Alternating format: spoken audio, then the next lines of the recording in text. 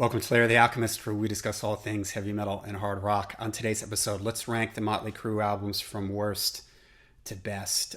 Can't say that I am the biggest Motley Crue fan in the world, but I am of that age that when Shout at the Devil came out, I was really into that. As a teenager in the 80s, so they were all over MTV. I remember being at a friend's house at a party, and this kid came running downstairs. The new Motley Crue album, Theater of Pain, is here, and everybody was really excited to hear it. But honestly, after Theater of Pain, I did eventually pick up Girls, Girls, Girls and Dr. Feelgood, but I sort of lost track of Motley Crue. So this has been interesting going back and re-listening to their entire catalog, especially the albums from the 90s and their most recent albums, the last few from the 2000s, as I wasn't really very familiar with those at all. And one takeaway that I took from Motley Crue is, one, they weren't very consistent. In my opinion, they never really, except for the first two albums, that's the only time in my opinion where they had two good albums in a row. They'd have a good album and then a not so good record. When you do add it up, though, they do have a lot of great songs. They sort of embody this LA Sunset Strip 80s crazy partying guys type of thing. I have a much better appreciation for Mick Mars. I mean, I always knew he was a guitar player, but really listening to some of these records, and I was listening to some live Motley Crue albums, and it really stood out to me what a great guitar player Mick Mars is. He kind of gets lost behind all the antics of Tommy Lee and Nikki Sixx and all that. So, okay, here we go. We're going to go from worst, my least favorite, to my favorite. We got 9 albums to pick from. Don't have physical copies of all of them.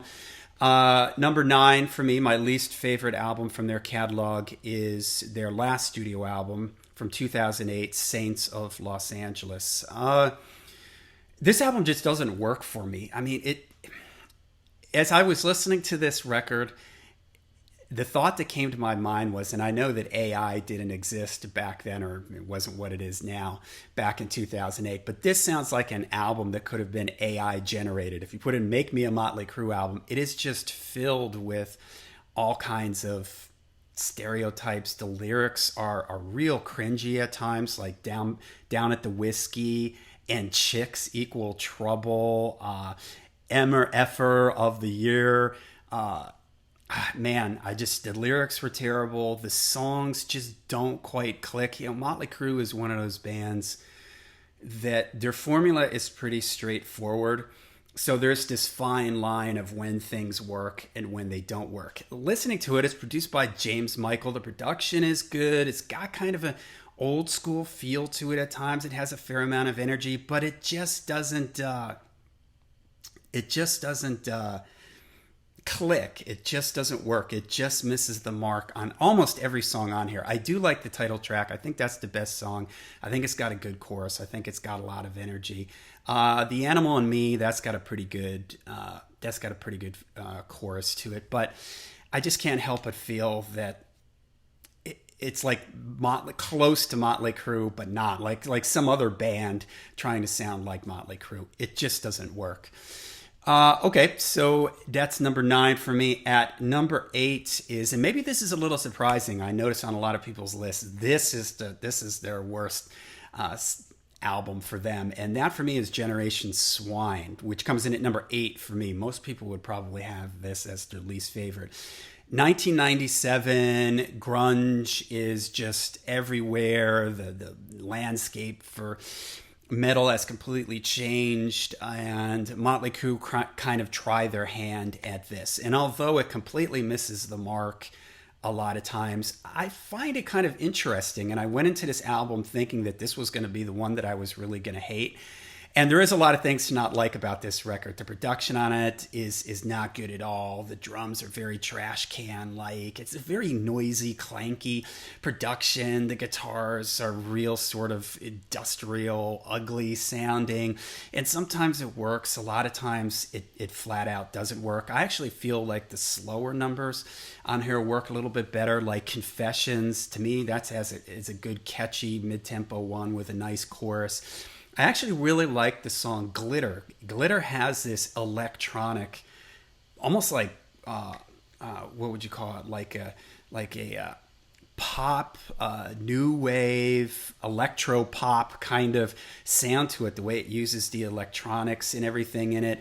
But I think it's really good and it's really catchy. And in a lot of ways, I think they would have been better served. This is always a dangerous thing when you're a band from the 80s. A lot of these bands fell into this trap. They had their success in the 80s.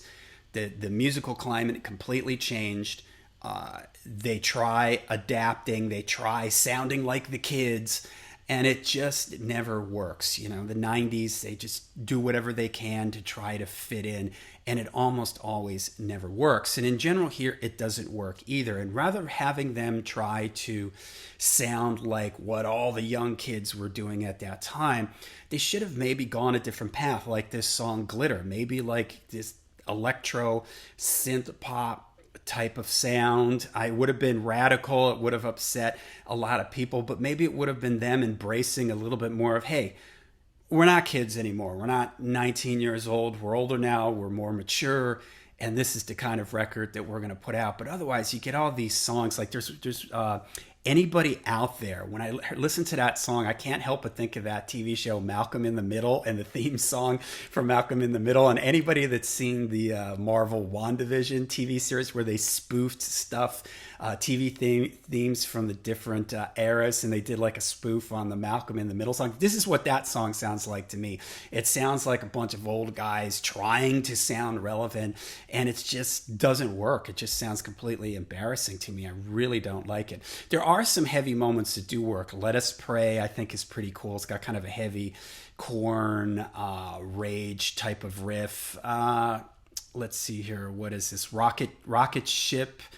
It's a short, trippy one with kind of like a Bowie-like feel. This is another example. Maybe they should have gone more in this direction, a sort of synth pop, maybe the more trippy, laid-back Bowie type of thing. What is this? A Rat Like Me has kind of a Nirvana main riff to it that sort of works. I can't stand Shout at the Devil 97. Whenever a band does something like that, it's just screaming desperation to me. Like, we don't have the songs. We're going to try to take an old song. We're going to try to make it all noisy and clanky and lo-fi and hope that it fits in with the modern times. And it doesn't. It sounds terrible.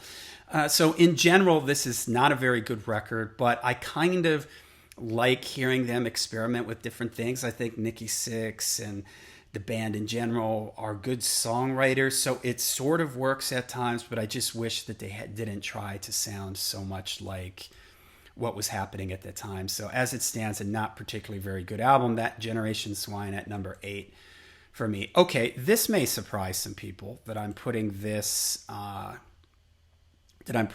so low. I mentioned it in my introduction there. At number 7 for me, I've got Theater of Pain. This was the last Motley Crue album that I sort of bought when it came out, and it was a disappointment. 1985, Tom Worman's somebody who had worked with a lot of the bands from that scene. But the album just doesn't, there's just not enough good songs on it. And the band isn't particularly fond of this record either. They kind of feel like they were all having drug and alcohol problems and the success from Shout at the Devil. But it's got the huge hit Home Sweet Home on here, Smoking in the Boys' Room. I can't stand that song. I just remember MTV playing that song what felt like every 30 minutes. But there is some cool stuff. City Boy Blues I do like. Louder Than Hell I think is really great. Keep Your Eye on the Money and Tonight I think are good ones. But it comes in rather low for me just for how inconsistent it is. Raise Your Hands to Rock is just terrible. So there's just a lot of songs on here that just don't work. So Theater of Pain comes in at number 7 for me. Okay, number 6... Maybe this would surprise a few people that I have this one up higher. This lands lower on a lot of people's lists. But for me, I've got at number 6, I've got New Tattoo. This one surprised me. I hadn't heard anything from this, and I really liked it. It's from 2000. Mike Klink. This follows, the disastrous Generation Swine.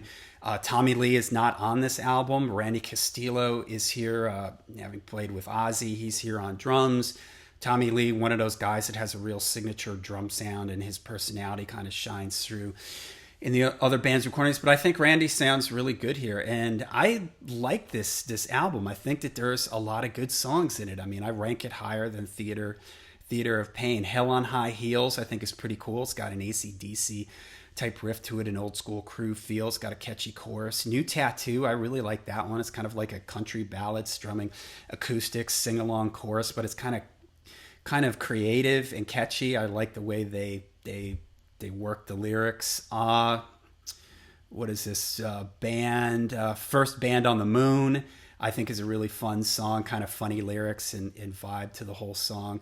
Hollywood is a nice Hollywood ending, nice acoustic mid-tempo ballad one. I really like that. There are some that don't work on here though for me. Porno Star, White Punks on Dope, they just don't work for me. But in general, and this is where I was talking about earlier, where when it doesn't, Saints of Los Angeles, this one and Saints of Los Angeles are kind of like them trying to return to their classic sound. But the songs just don't work on Saints of Los Angeles. But here, there's a bunch of songs that do work for me. And I think that the production is good. And I think that even though Tommy Lee isn't there, I think Randy Castillo does an excellent job.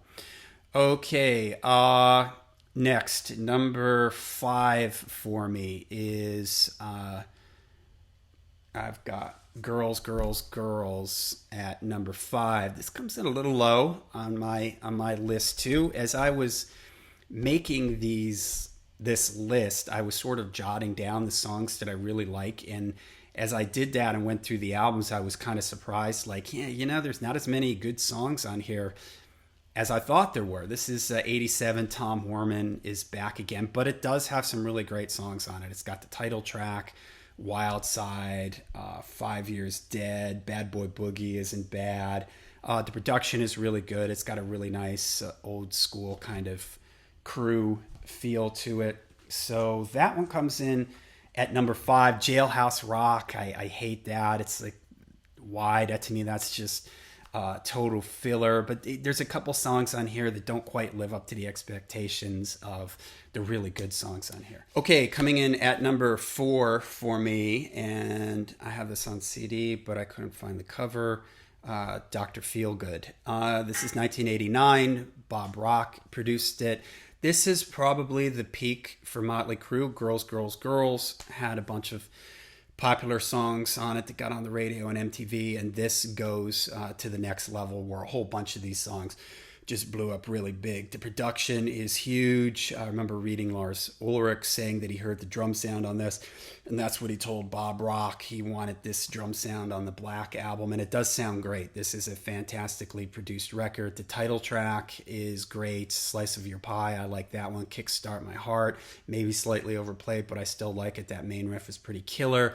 Without You is a good sort of mid-tempo ballad. SOS is a lot of fun. Don't Go Away Mad. This is one of those records where almost every song on the album could have been a radio hit. So very well produced, very well written. You can kind of tell this is like their Black album. This is their Ozzy No More Tears, where they tried to have every song, their Hysteria, where they tried to have every song be something that could land up on the radio. So Dr. Feelgood. I had to edit into this because the alarm went off on my phone right as I was talking about it before. I usually don't like doing edits on my videos, but there you go.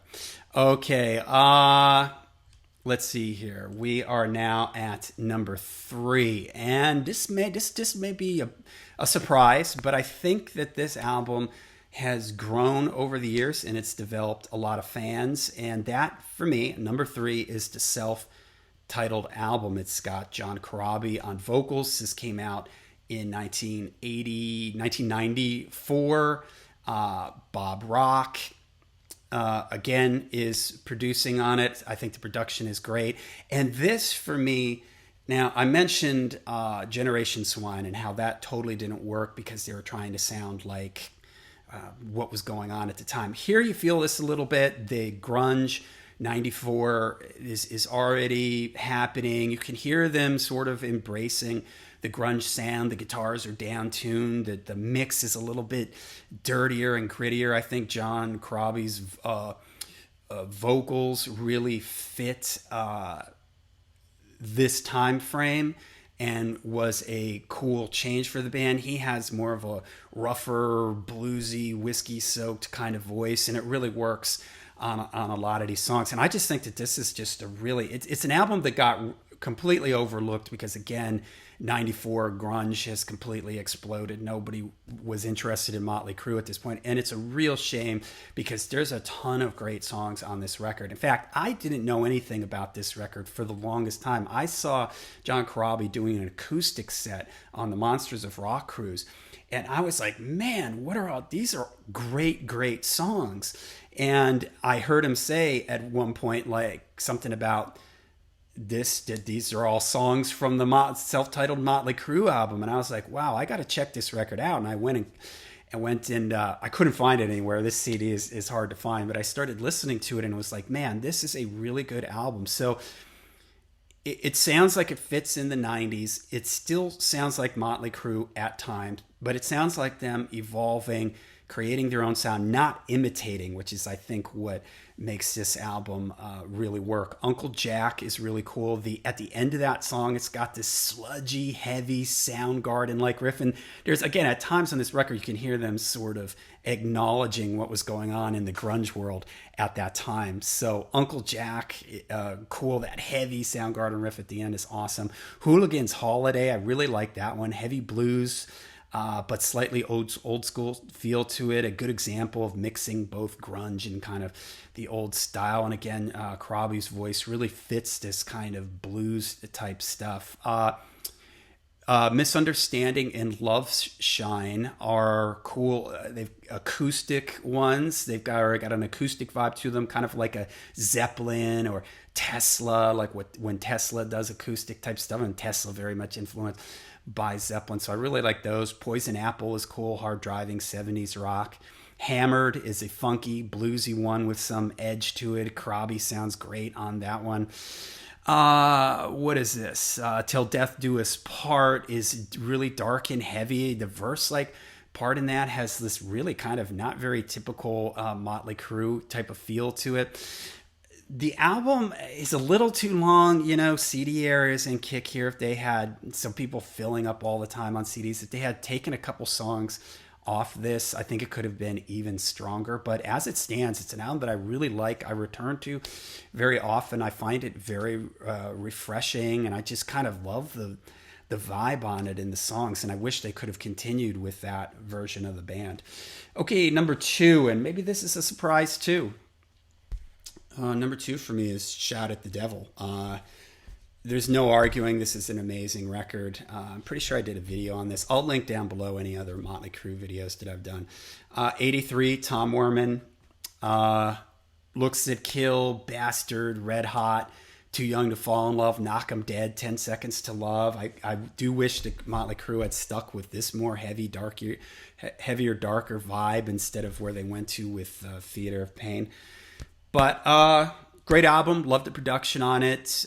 My first Motley Crue record, so I do have very fond memories of it. But it comes in at number 2 because what we got left here at number 1 is Too Fast for Love, 1981, produced by the band.